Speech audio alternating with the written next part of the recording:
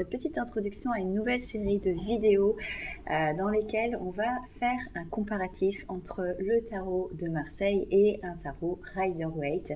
Et le but de cette nouvelle série, ça va être de visionner ensemble l'intégralité des 78 cartes de tarot et d'en faire un comparatif pour voir un petit peu les ressemblances, les différences qu'on peut trouver entre chaque carte et voir un petit peu comment, justement, quel est l'intérêt d'avoir plusieurs tarots et quel est l'intérêt aussi de prendre du temps pour faire cet exercice de comparaison qui est très enrichissant. Dans cette série de vidéos, je vais vous montrer différents jeux. J'ai utilisé plusieurs jeux différents et dans cette petite introduction, je voulais vous expliquer justement quels jeux vous allez découvrir et pourquoi j'ai choisi ces jeux. Mais je voulais aussi vous expliquer comment j'ai construit ces vidéos et ce que vous allez en réalité trouver dans ce contenu.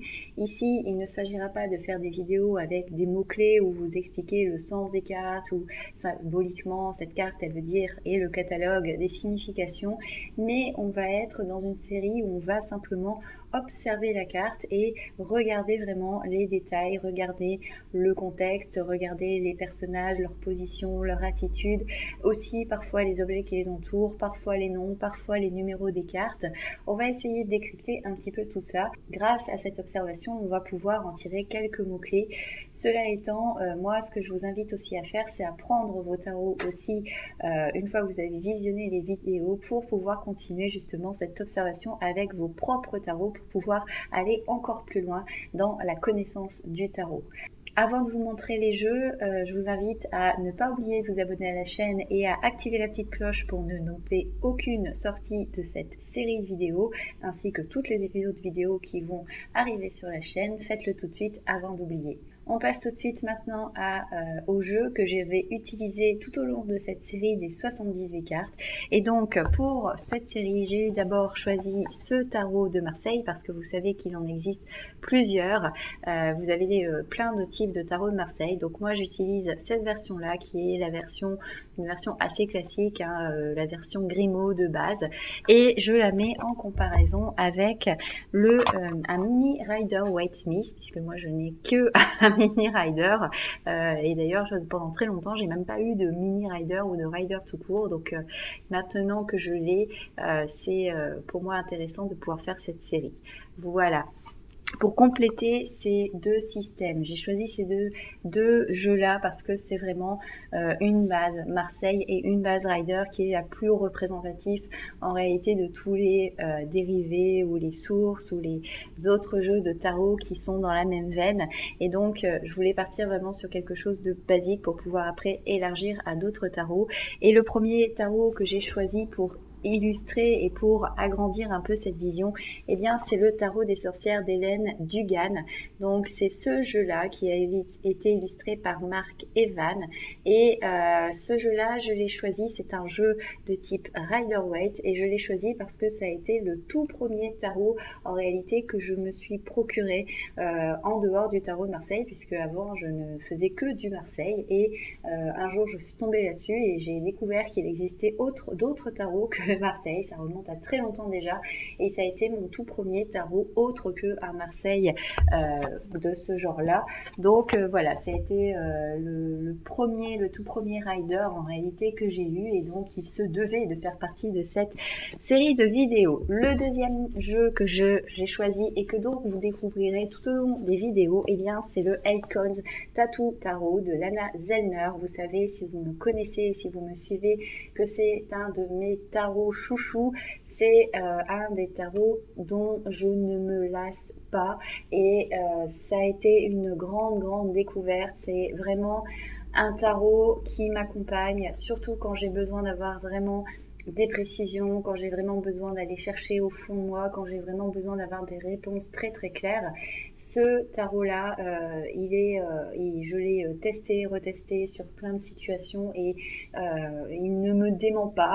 il reste toujours aussi fiable, aussi percutant, aussi passionnant et c'est vraiment un de mes top 3 tarots qui ne se dément pas et je le garde toujours à portée de main, donc il se devait de faire partie aussi de cette série. Le troisième jeu que j'ai décidé de mettre et d'incorporer, eh bien, c'est le tarot de la loi de l'attraction, le Law of Attraction Tarot, excusez mon anglish. Donc, c'est aux éditions Los Carabeo. Et ce tarot-là, je l'ai pris tout simplement parce que dedans, nous avons des scènes de vie très modernes, comme une scène d'ordinateur, comme quelqu'un qui est dans un champ, Pretty Woman, qui est suivi par un garde du corps. Vous voyez, des choses qui sont vraiment de notre époque. Et j'ai trouvé que c'était très intéressant d'amener cette dimension beaucoup plus concrète et beaucoup plus, qui correspond beaucoup plus avec notre mode de vie aujourd'hui et qui vient parfaitement compléter cette série de vidéos. Pour finir, eh bien, j'ai complété cette série de vidéos avec un jeu que beaucoup d'entre vous connaissent puisqu'il a eu un grand succès.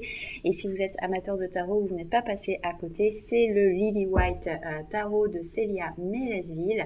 Alors, pourquoi j'ai décidé d'utiliser ce tarot-là? Tout simplement parce que il existe en version white, en version black. J'ai décidé de prendre la version blanche pour cette série parce que j'utilise beaucoup plus la version black et donc je me suis dit que ce serait peut-être le bon moment d'utiliser la version white, mais aussi parce que je me suis rendu compte que ce jeu-là, il y avait beaucoup de personnes qui adorent ce jeu, mais qui ont parfois des difficultés à l'interpréter, qui ont parfois des difficultés à comprendre le sens du tirage, parce que ce tarot, il est extrêmement beau, il est extrêmement symbolique, mais c'est vrai qu'il demande quand même un temps d'adaptation et il demande aussi de savoir l'observer, de prendre le temps de faire sa connaissance. Je me suis dit que ce serait intéressant de l'inclure. En plus, je sais que vous êtes nombreux à le posséder, donc forcément, vous pourrez aussi aller chercher votre propre jeu et avoir vraiment votre regard sur chaque carte. Et puis aussi parce que ce jeu-là, c'est vraiment la combinaison entre un rider et un Marseille. Ça a vraiment été un mélange. Célia a vraiment eu envie de mélanger les deux styles. Donc par exemple, en illustrant avec des paysages ou des personnages ou des scènes de vie les riders, mais en conservant quand même l'esprit Marseille. Et c'est pour ça qu'on va retrouver par exemple la justice en numéro 8, mais il y a plein d'autres choses aussi qui correspondent bien à l'énergie de Marseille. Et donc j'ai trouvé que c'était intéressant de prendre un tarot où on retrouve ces deux énergies. Donc vous l'aurez compris, cette série de vidéos, elle va nous embarquer pour 78 vidéos sur justement l'univers Marseille Rider. Donc j'espère que cette série va vous plaire, j'espère qu'elle va vous intéresser. Ici on va vraiment faire la comparaison, vraiment dans le sens observer ces cartes. J'espère que vous apprendrez des choses, j'espère que ça va vous donner envie de continuer avec vos propres tarots. Et puis je vous laisse tout de suite aller voir justement la première vidéo. On va commencer par le mât qui initie le chemin, le mât qui se met en route, comme nous allons mettre en route cette nouvelle série de vidéos. Je vous remercie et je vous souhaite plein de belles découvertes dans ces vidéos et comme d'habitude, prenez soin de vous. Ciao!